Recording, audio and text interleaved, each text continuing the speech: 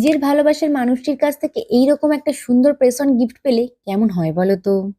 এই যে প্রেজেন্টটা দেখছো, এটা কিন্তু আমায় গৌতম সিং নামে একটা দাদা ভাই কাস্টমাইজ করতে দিয়েছিল তার ভালোবাসার মানুষটির জন্য। এটি একটা সারপ্রাইজ গিফট ছিল, তাই দাদা ভাই আমাকে কোনো রকম হাতের মাপই দেননি।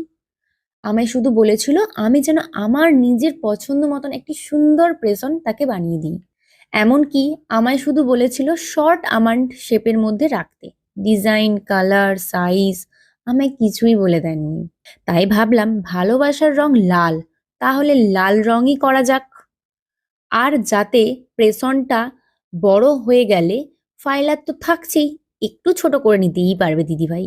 তোমরা হয়তো জানো আমি পুজোর আগে থেকেই প্রেস অন নেলস এর কাজ করছি, তাই এবারে জানাতে ভুলো না যে এই প্রেস অনটা কেমন হয়েছে।